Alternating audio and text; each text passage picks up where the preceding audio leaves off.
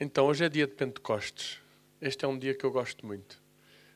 Eu acho que posso dizer que sou pentecostal eu posso dizer que eu sou pentecostal. Eu acredito no poder do Espírito Santo para operar, para curar, para trabalhar, para usar.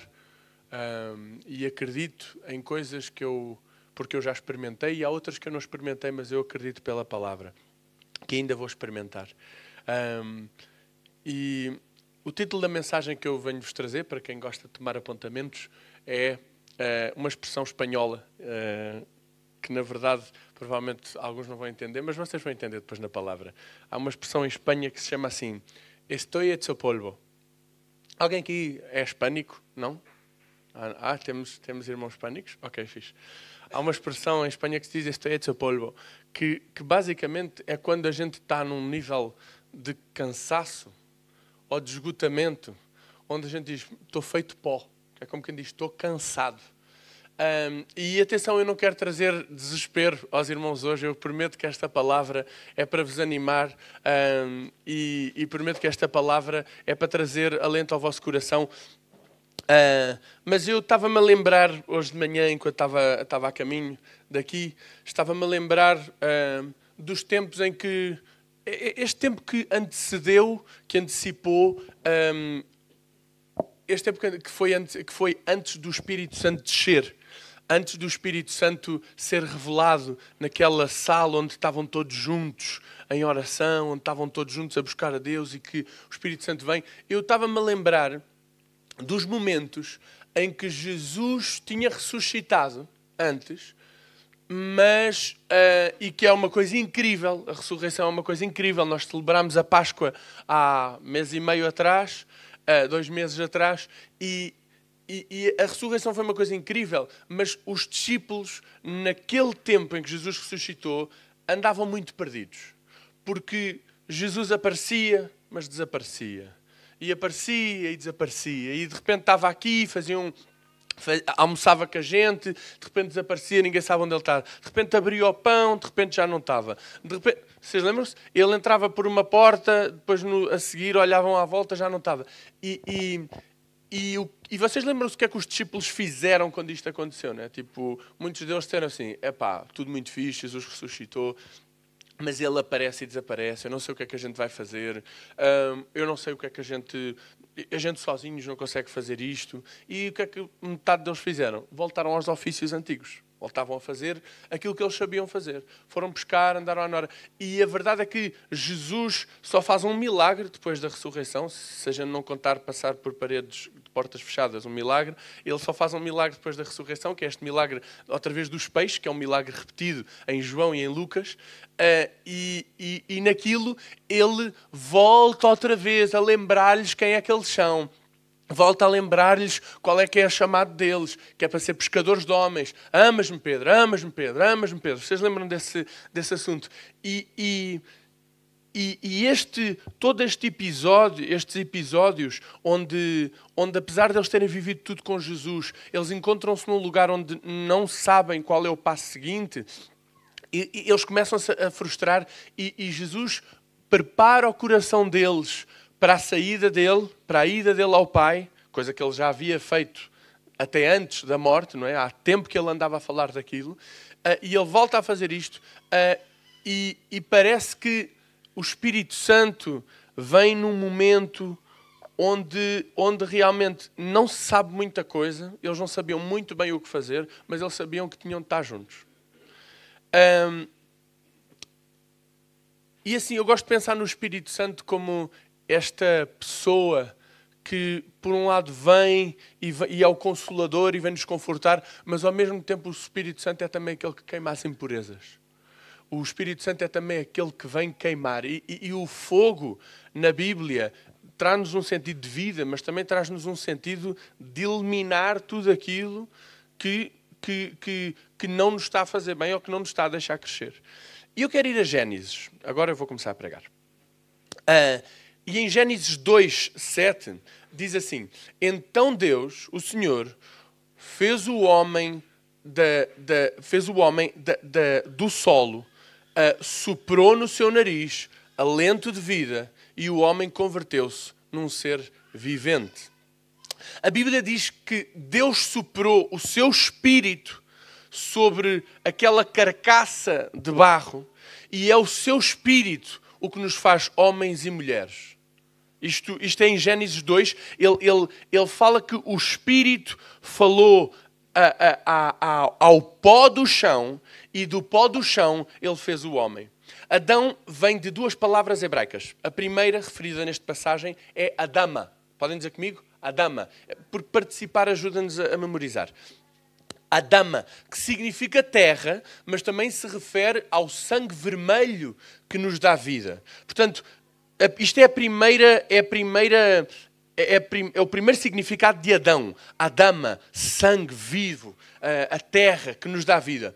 Mas depois, quando Adão e Eva caem, pecam, em Gênesis 3,19, o Senhor diz: com o suor do teu rosto comerás o pão, até que voltes ao chão e até que voltes ao pó, porque dele foste tomado. Porque tu és pó e ao pó voltarás. É engraçado porque neste versículo a palavra usada para falar de Adão é afar. E é a palavra hebraica que indica terra seca, estéril. O pó do chão. Tem uma conotação pejorativa até. Afar reduz o homem à sua condição mineral. Nós podíamos traduzir o versículo 19 de Gênesis 3 a dizer assim: homem, tu és só um mineral. E é engraçado porque os hebreus, quando se sentiam impotentes ou quando sentiam-se indignados diante de uma situação, não sei se vocês se lembram, eles punham terra na cabeça, eles enchiam-se de pó para lembrar que eles eram impotentes diante de uma situação e que eles eram apenas pó, para reconhecer a sua condição também. Então, foneticamente, este afar, também se aproxima da palavra éfer, que significa cinza. Então, o discurso bíblico, não sei se vocês já repararam, mas está cheio de matizes. Está cheio de coisas que acabam por ligar umas às outras. Com Adama, o homem está ligado ao... Não faz mal. Esse depois compra-se outro. Com Adama, o homem está conectado ao potencial da vida, está ligado à terra. Mas com Efer, ele reduz-se à sua estrita composição biológica. Então, Adama é estas duas coisas. A terra, por um lado, simboliza o nosso começo, mas também simboliza o nosso final. Do pó se forma a vida e em cinzas termina a vida. E eu não sei se acontece com vocês, mas muitas vezes na vida nós não sabemos o que é que somos. Será que eu sou pó?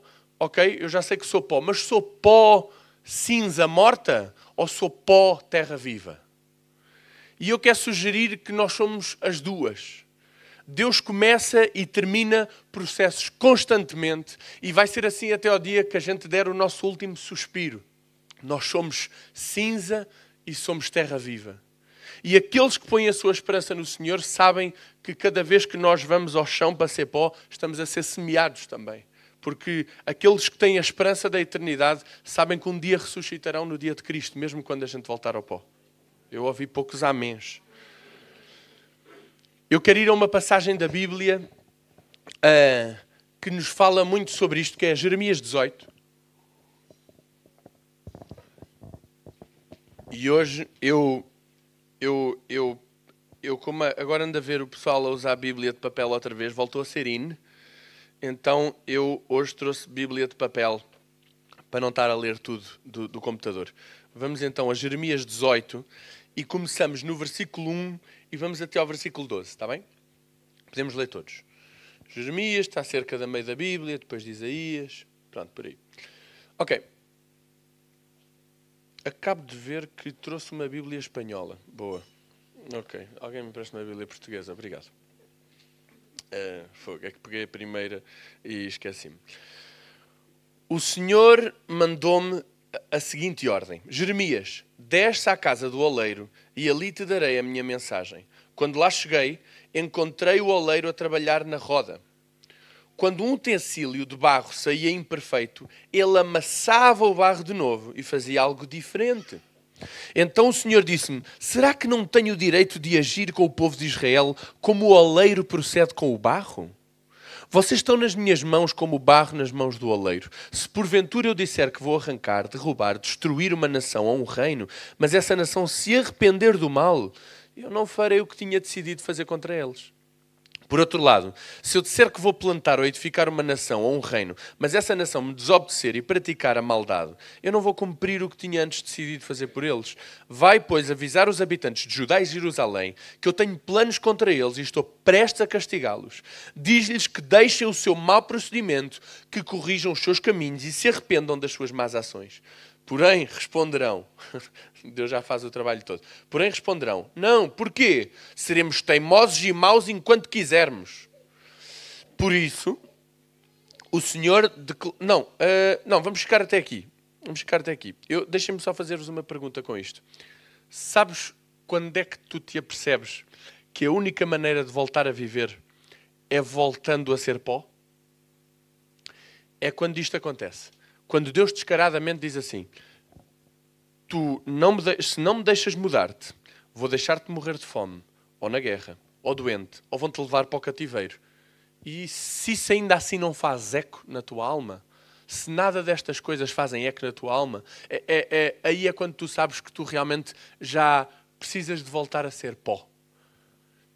E este texto de Jeremias é muito interessante, o que a gente leu até agora, porque é assim, Deus disse assim ao profeta, Deus disse o que é que deveria dizer ao povo, disse o que é que o povo lhe ia responder, disse então o que é que iria acontecer ao povo, e se a gente continuar a seguir, ele diz o que é que vai acontecer depois do cativeiro. Então, Deus está num monólogo com Jeremias, onde ele diz assim, olha, vai dizer isto ao povo, mas já agora eles vão-te responder isto.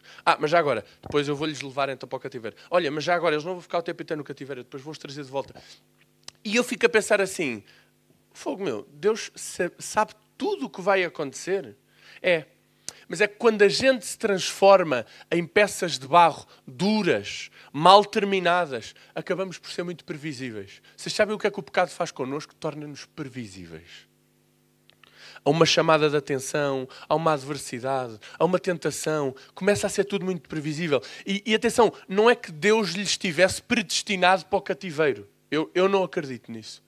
E acho que o texto é muito claro a dizer, porque ele diz, se vocês se arrependerem, eu mudo de ideias. Da mesma maneira que se eu quiser abençoar, mas alguém não fizer as coisas corretamente, eu também mudo de ideias. Portanto, eu não vos predestinei ao cativeiro, mas quando tu endureces o teu coração para o Espírito, tu tornas-te tão previsível que Deus já diz, não, tu vais-lhes dizer, eles vão responder isto de certeza, depois eles vão... Mas eles voltam. Começamos a ficar muito previsíveis. Deus não tem prazer com a nossa miséria. Mas Deus já não podia moldar o povo de Israel e por isso tinha de fazer aquilo que se faz com o barro inútil. Barro seco é barro seco e precisa de voltar ao pó.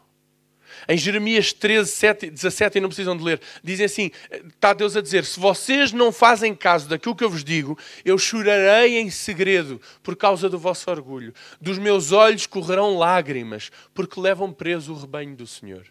E nós aqui vemos o coração de Deus, tipo assim, nas mãos, quebrantado. Não um coração de um Deus que quer impingir-lhes cativeiro, mas um coração de um Deus que chora pelo seu próprio povo, mas que ao mesmo tempo entende que há momentos onde se não é possível o oleiro moldar aquele barro, não há outra solução senão ser quebrado.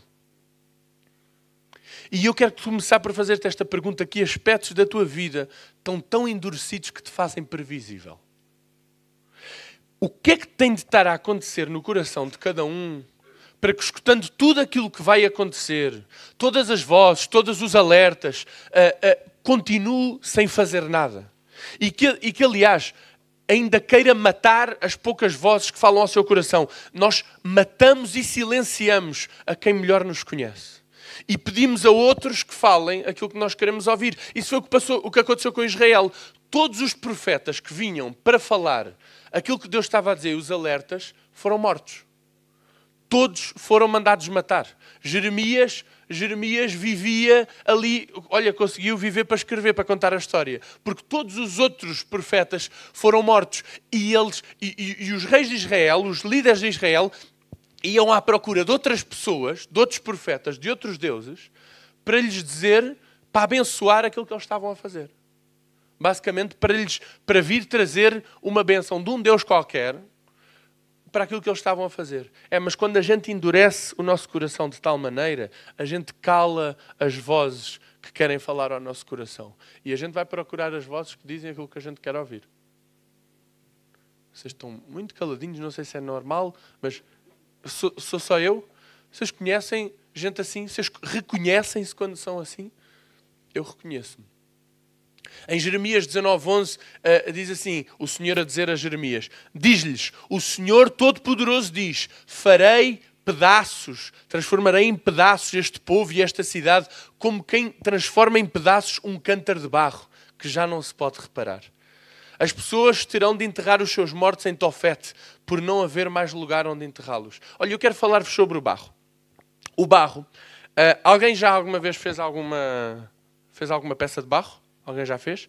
Eu nunca fiz, mas já vi muitas vezes fazer. E para fazer esta pregação vi vários documentários para perceber que aquilo que eu estava a dizer era acertado. Não vai estar um oleiro entre os irmãos e depois não ouve a palavra porque está constantemente a pensar que eu estou a dizer as coisas erradas. A primeira coisa que o oleiro faz quando pega no barro é centrá-lo.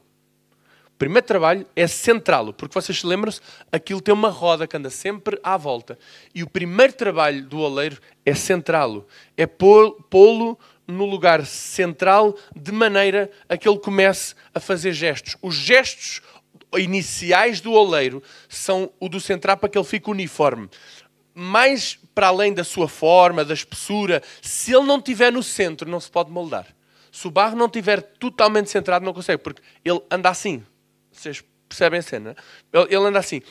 Então a primeira coisa que eu te quero perguntar, não é a primeira, já é para aí a segunda, mas é, tu estás centrado naquilo que Deus está a fazer? Naquilo que Deus quer começar a fazer contigo? Ou estás distraído com temas secundários? Com o carro, com a casa, com o trabalho, com o dinheiro para pagar as contas? O que é que é central na tua vida? Tu estás centrado naquele lugar onde tu sabes que Deus pode fazer o que Ele quiser contigo? Ou estás distraído?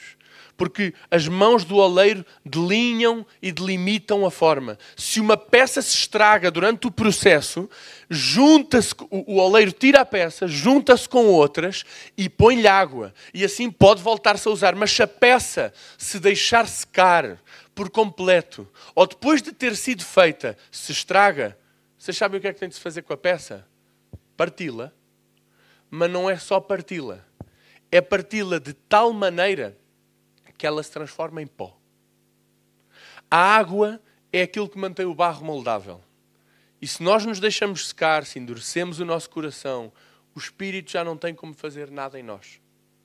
E da mesma forma que o oleiro afasta por um momento o barro que ainda não tem a forma necessária para poder ser moldado, ele muitas vezes põe-nos a nós também de lado com outras pessoas, onde nós possamos ser regados, onde nós possamos ser cuidados, onde nós lembremos que somos parte também de outros, para que ele então possa pegar em nós e fazer algo. Mas eu, às vezes, tenho a sensação que Deus já me tinha centrado, já tinha começado algo, e de repente Ele tira-me daí onde eu achava que era o lugar, onde eu achava que era a forma, onde eu achava que era a ideia dele, e Ele tira-me e começa algo novo e põe-me de molho, põe-me em banho-maria. Alguém já se sentiu que Deus lhe pôs em banho-maria? Não? Eu já senti várias vezes que Deus me pôs em banho-maria. Como quem diz assim, eu vou-te pôr a marinar um bocadinho. Eu vou-te pôr juntamente com outros, vou-te regar a água e voltarei a começar a fazer algo novo. Mas irmãos, tranquilos, se nós nos deixarmos regar pela sua correção, Ele voltar-nos a usar. E muitas vezes nós secamos-nos à espera que Deus faça algo connosco. Hidrata-te, cuida da tua alma, cuida dos teus pensamentos, cuida dos teus sentimentos, rega a tua alma. Jeremias mais à frente, Jeremias 17, no versículo 9, diz assim: não há nada tão enganoso e perverso como o coração humano. Quem é capaz de o compreender? Eu, o Senhor, investigo o coração e conheço a fundo os sentimentos e dou a cada um aquilo que merece, de acordo com as suas ações. Senhor, Tu és a esperança de Israel, versículo 13. Todo aquele que Te abandona será envergonhado. Todo aquele que se afaste de Ti desaparecerá como um nome escrito no pó, por abandonar-te a Ti, manancial de águas frescas. Vem a água, vem o pó, hidrata a tua alma.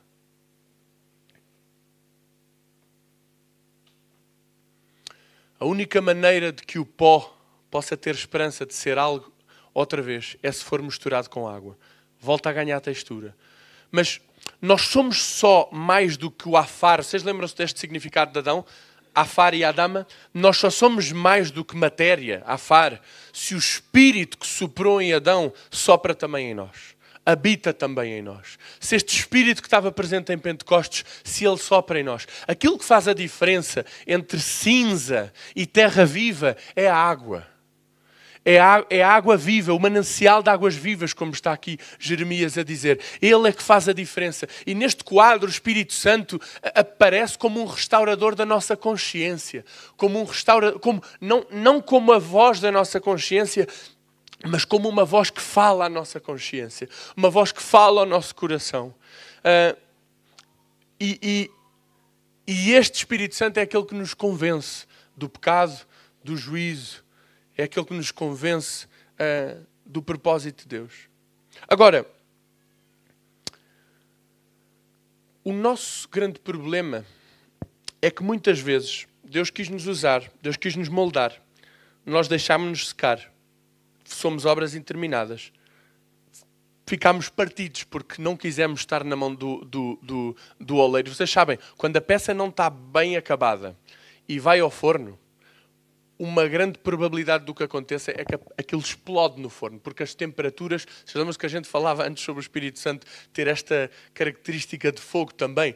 Quando a peça não está bem terminada e vai ao fogo, quando ela não está bem moldada, quando não está com a medida certa, há muita probabilidade de que ela se rompa. E muitas vezes o que acontece é que nós estamos rotos, mas estamos partidos, mas continuamos a dizer, não, mas eu sou um vaso, eu sou um vaso. E queremos voltar atrás no processo e dizer assim, não, eu estou partido, mas ó Senhor, pega nos meus cacos e volta-me a fazer como eu era. Eu quero que as coisas voltem a ser como eram. Eu quero voltar a fazer as coisas que eu fazia. Eu quero ter aquilo que eu tinha. E a gente continua a insistir para que Deus pegue nos cacos daquilo que a gente é e que volte tudo a estar como era. Ou como quando eu conheci Jesus. Ou quando eu vivia ali. Ou quando eu era desta igreja. Ou quando esta pessoa... A gente quer que Deus pegue nos nossos cacos e faça isso. Mas vocês sabem, Deus opera em ciclos. E o ciclo seguinte a um vaso roto é o pó. Não é a vasilha antiga. Se eu tivesse aqui uma vasilha e a partisse no chão, o passo seguinte dela não é eu voltar a fazer o que ela era. O passo seguinte dela é eu despedaçar a tal ponto onde ela possa voltar a ser pó, de maneira que ela misturada com água possa voltar então a ter forma de barro para voltar a ser moldada. E eu reconheço na minha vida muitas vezes que eu estou a pedir a Deus para voltar atrás em processos. Estou a pedir a Deus, estou a dizer a Deus que eu sou aquilo, que eu sou aquele outro, e Deus está-me a dizer, não, tu não és isso. Tu só podes ser alguma coisa se tu reconheceres que aquilo que tu és é pó. Porque eu não consigo trabalhar com vasilha rota. Eu só trabalho com pó. Eu só trabalho com quem reconhece que é pó. E por isso, eu preciso de fazer contigo aquilo que for preciso para que tu voltes a ser pó. Porque sendo pó de cinza, eu posso voltar a fazer de ti terra viva.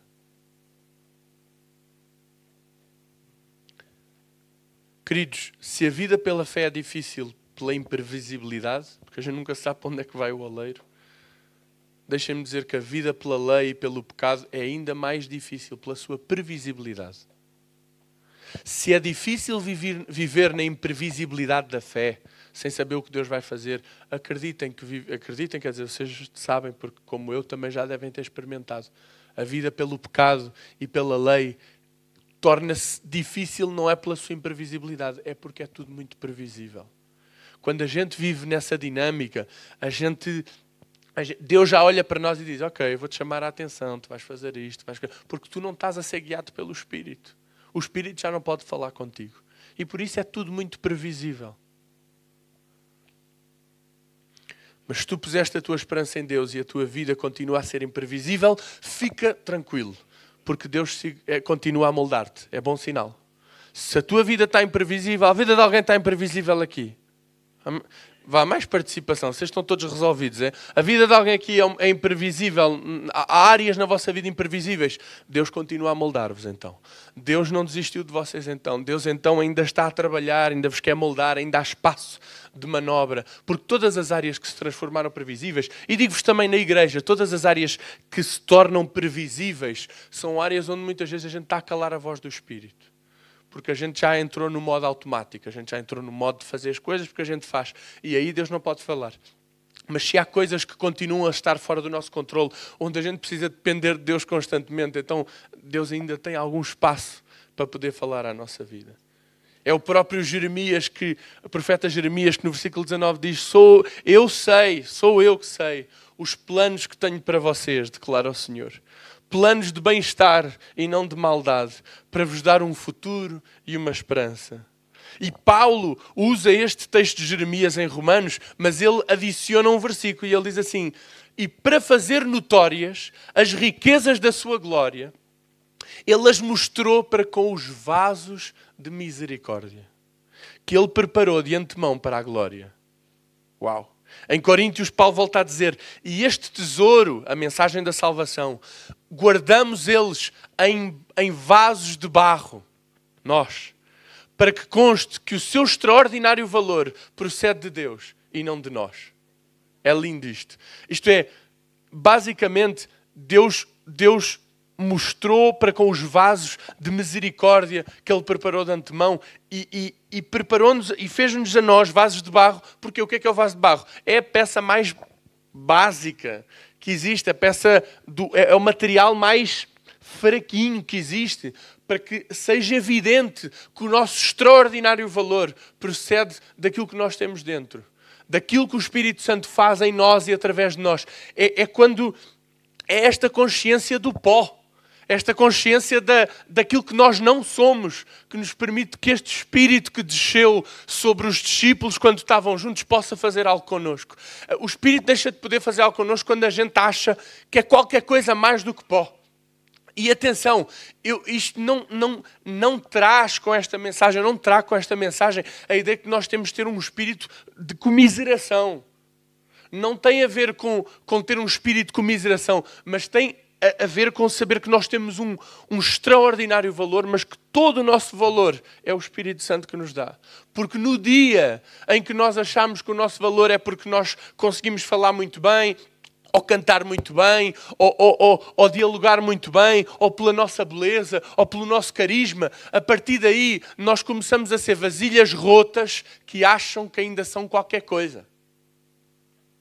E aí nós precisamos voltar ao pó.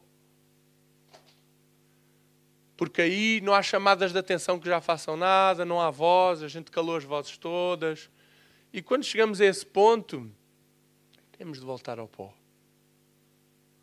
Que Deus nos livre de achar que somos algo mais do que isso. Eu honestamente, irmãos, quanto mais conheço a realidade, quanto mais vou crescendo, quanto mais me conheço a mim mesmo, quanto mais vou vendo coisas a acontecer, mais tenho a certeza que, assim, é só mesmo pela misericórdia do Senhor e pela consciência daquilo que não somos e daquilo que somos também, mas nele, que nós podemos realmente trazer fruto.